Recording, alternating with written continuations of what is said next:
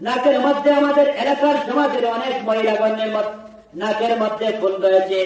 আল্লাহর বান্দি লক্ষ্য করুন, নাকে ফুল দেওয়া ফরজ নয়, নাকে ফুল দেওয়া ওয়াজিব নয়, কিন্তু আপনার জন্য গোসল ফরজ, আপনার জন্য ওযু ফরজ, আপনার জন্য শরীর পাক রাখা ফরজ, আপনার জন্য নামাজ পড়া ফরজ।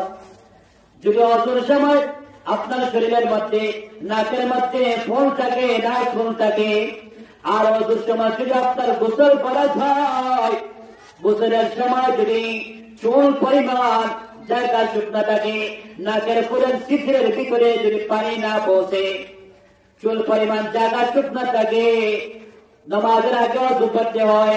ওযুর সময় যদি আপনার নাকের ফুলের ছিদ্রের ভিতরে চুল পরিমাণ জায়গা শুকনা থাকে, তাহলে আপনার গোসল হবে না, আপনার ওযু হবে না, আপনার শরীর পাক হবে না, আপনার নামাজ হবে না।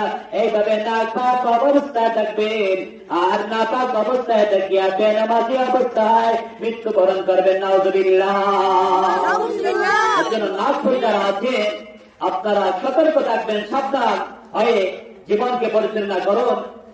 যে ফরজ যদি গোসল হয়, গোসলের সময় নাকের ফুলটা নাড়াচাড়া করে, ওযুর সময় নাকের ফুলটা নাড়াচাড়া করে নাকের ফুলের ছিদ্রের ভিতরে পানি পৌঁছাবে।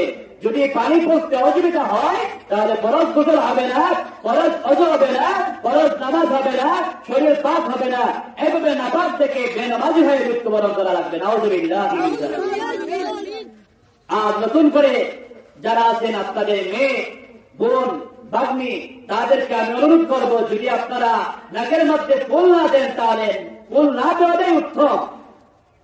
সুন্দরভাবে আপনারা ব্যবহার করেন, হাতের মধ্যে, গলার মধ্যে, কানের মধ্যে কান ফুল ব্যবহার করতে পারেন, কিন্তু নাক ফুলটা ব্যবহার না করাই ভালো।